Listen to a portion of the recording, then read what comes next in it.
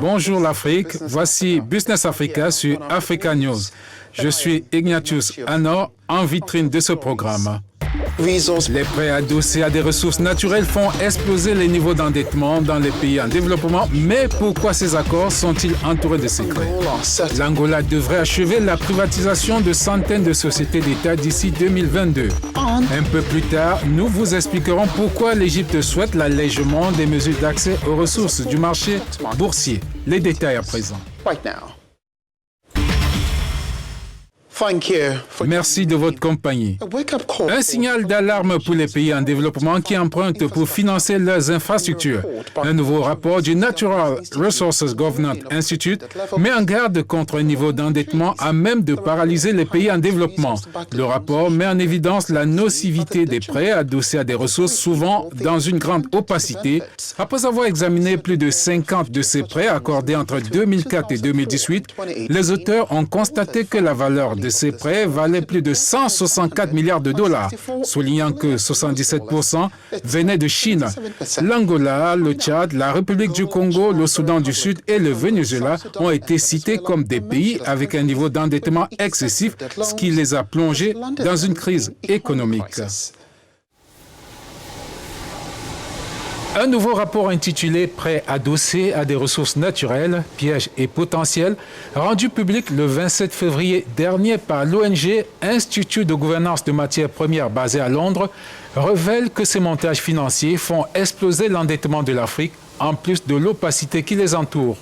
Ces pays africains comme le Congo, le Tchad, le Ghana, la Guinée, entre autres, ont contracté des prêts en espérant rembourser sur l'argent engrangé en vendant les ressources naturelles. Sur les 52 prêts adossés à des ressources naturelles consentis entre 2004 et 2018, 30 prêts ont trait à l'Afrique subsaharienne pour une somme globale de 66 milliards de dollars. L'essentiel des prêts, 53%, provient de deux banques chinoises, à savoir China Development Bank et China Exim Bank. Les autres prêts ont été accordés par des négociants internationaux comme Trafigura et Glencore. Des prêts risqués d'après David Mihaly, co-auteur du rapport, car les échéances sont courtes, les taux d'intérêt et les frais élevés. Aucun engagement n'est pris à l'égard de l'utilisation de l'argent emprunté. Mais les auteurs du rapport pensent que ces prêts adossés sur les matières premières peuvent favoriser le développement des emprunteurs à condition d'être vigilants. Silas Holland est coordonnateur pour l'Afrique au Natural Resources Governance Institute. Il est à Dar es Salaam en Tanzanie. Il nous a rejoint via Skype. Merci d'avoir accepté notre invitation. Merci de m'avoir contacté. En effet, un rapport très stupéfiant et inquiétant. Quel est le coût de ces prêts adossés à des ressources naturelles sur les économies de ces pays en développement? Vous mettez en gage vos ressources pour accéder au prêt, de sorte que vous payez le prêt par épuisement des ressources, ou bien vous hypothéquez vos ressources afin de pouvoir les payer effectivement à partir des revenus ou du produit de l'extraction de vos ressources à plus long terme. Si les conditions ne sont pas claires ou connues des citoyens, il se peut que les conditions soient plus favorables aux prêteurs qu'aux emprunteurs. Le risque de corruption associé à ces prêts est grand parce que les conditions ne sont pas connues et qu'il est donc très possible qu'au bout du compte, tout ce qui a été emprunté et engagé en termes de ressources naturelles du pays pour rembourser le prêt ne servent pas à cet effet.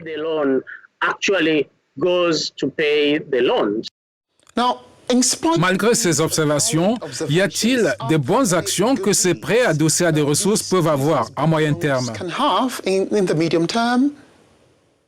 La majeure partie de ces prêts est destinée aux infrastructures dont ces pays ont réellement besoin.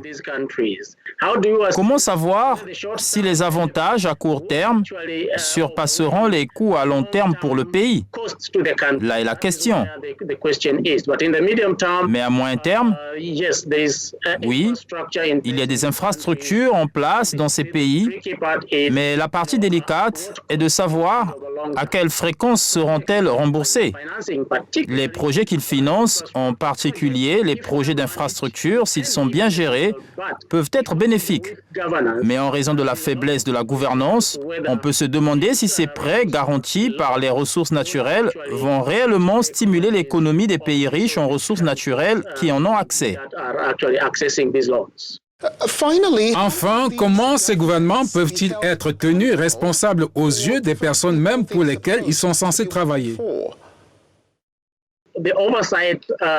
Les secteurs de contrôle constitutionnel, y compris le Parlement, devraient faire leur travail en demandant au gouvernement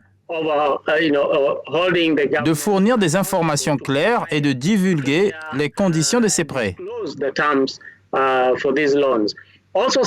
Les citoyens devraient également être activement impliqués dans la remise en question des conditions afin que l'exécutif se prononce clairement et fournisse ces conditions. Les gouvernements eux-mêmes ont le devoir d'écouter leurs citoyens et de fournir les informations qui les renseigneraient. Et les citoyens auront deux rôles. Lorsqu'ils sont informés, ils peuvent effectivement soutenir les choix du gouvernement en matière de projets à financer ou de choix politiques. Oui, ils peuvent s'interroger sur les cas où ils pensent qu'il y a une diversion par rapport aux promesses du gouvernement dans l'utilisation de ces lois. Silas, ce fut un plaisir de vous avoir. Merci. Merci à vous. Silas Holland est coordonnateur pour l'Afrique au Natural Resource Governance Institute. Il est basé à Dar es Salaam, en Tanzanie. Vous suivez Business Africa. Restez en notre compagnie.